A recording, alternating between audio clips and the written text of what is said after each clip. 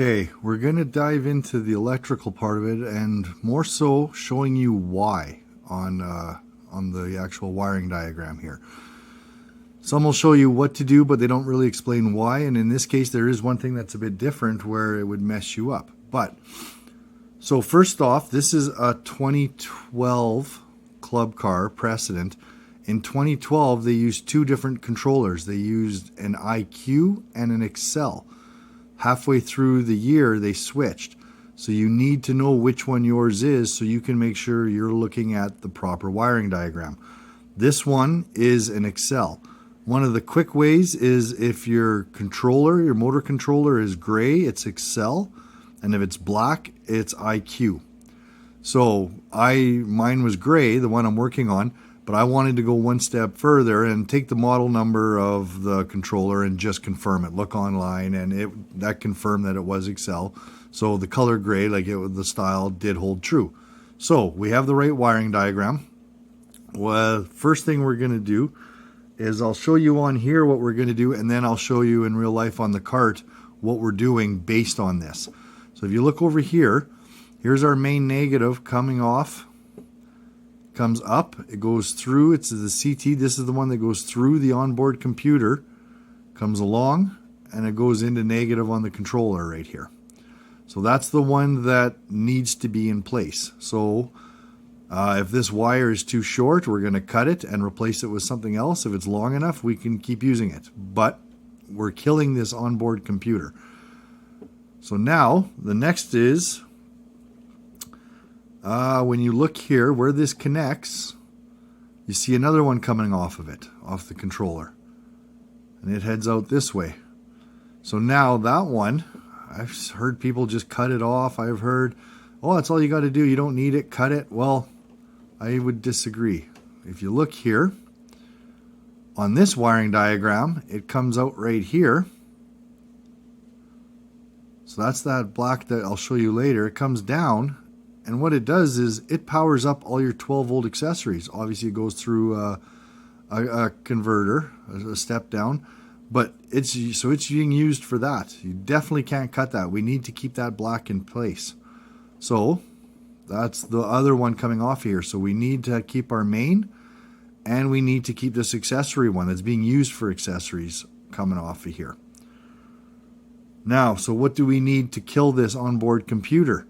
So if you look at this, and I've gone through the schematic or the diagram, these bottom two, the white and blue, are the ones of interest here.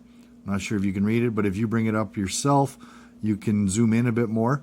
So if we take these two and look and see where they go, I keep scrolling the wrong way. There we go.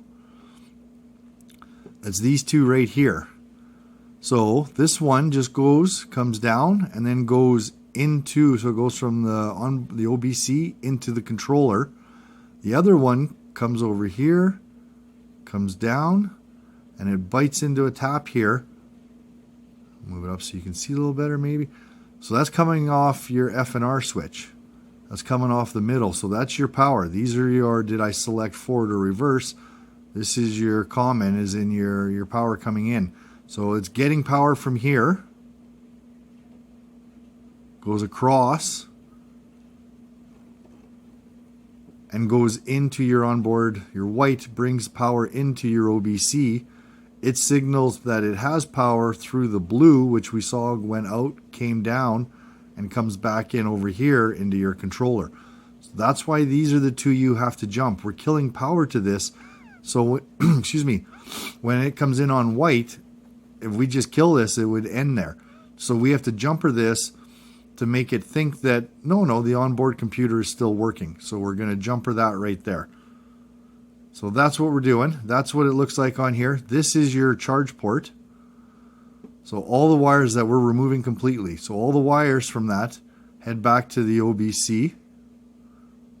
That's going to get removed completely, and you'll see that in real life. We're just going to rip all that right out because we're changing it out where we're putting in a pass-through port just to get the 120 to the charger we're putting in for the new lithium battery. So I hope that, excuse me, a little wheeze there. I hope that explains it or helps anyway. I tried to explain this. If you have to, rewind and watch it a couple of times maybe to see where it goes. But keep in mind, even if you have a 2012, you can't say for a fact that this is your schematic, your wiring diagram. You need to check, do I have an Excel or an IQ controller? Because they are wired differently, not massively, but enough that it could matter, right? So, but this is for the Excel. So that's what we have. So now let's go to the cart and see what we got.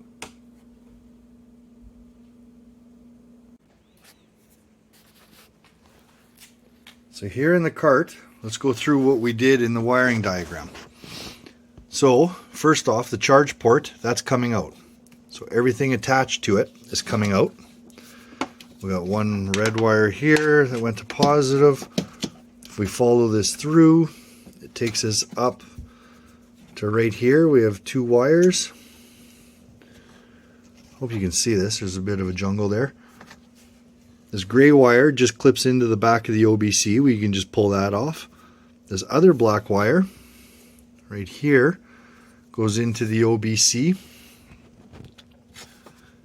and we can just disconnect that. So that's easy. Those two are two disconnections. Boom. Our whole wiring harness and everything for the charge port can just be pulled right out. Next, as you can see here, there's our negative terminal that we saw on our gray controller. It's Excel. So this is the one we're most concerned about here. Looking at that, what comes off it? Okay, well, I got three wires. So you got your main one that comes through, goes through the CT on the board, and comes out and goes to negative. I did measurements on where the battery's going to sit, and I think this is going to fit. So we're just going to leave it there. If I'm wrong, I'll have to open this back up after and replace it, but I'm 99% sure it'll fit, so we're going to leave that. So that's going to just stay connected, because that's the one we would have had to replace anyway. So that's trying to get you guys good angles here. Enough harnesses in the way. So that's the main one. So we've got two more now. One, if we can see it here, this one right here just comes down and gives power to the OBC. Well, we can cut that one, but because it's all connected inside, like it's all one lug, I'm gonna have to cut it in a way that I can still put a shrink wrap and maybe even some tape on top of that. I just want to make sure, because that's going to have power on it, that that doesn't short out or touch anything. So we're going to heavily protect it, but basically just cut it. And then the last one, this is, there you can see it better now. This one comes up to here. That's the third one.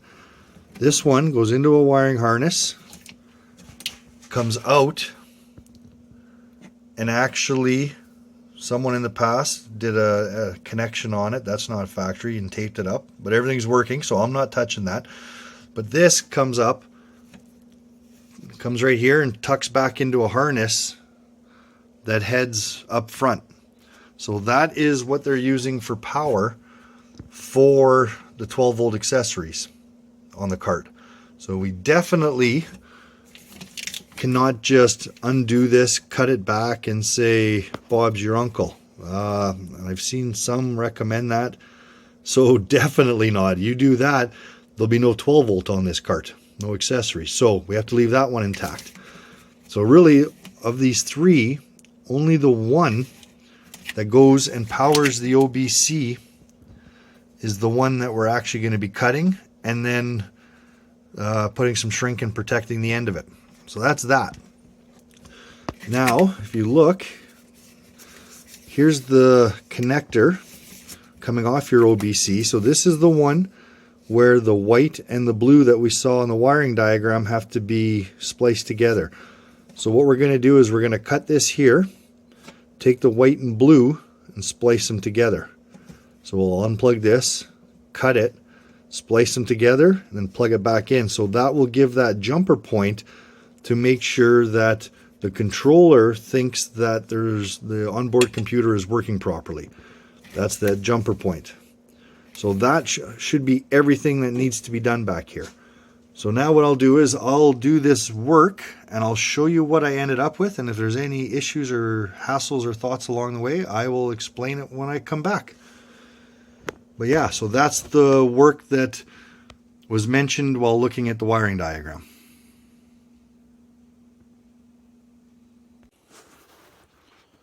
So we got it all done here now. I'll show you what I did, what we talked about.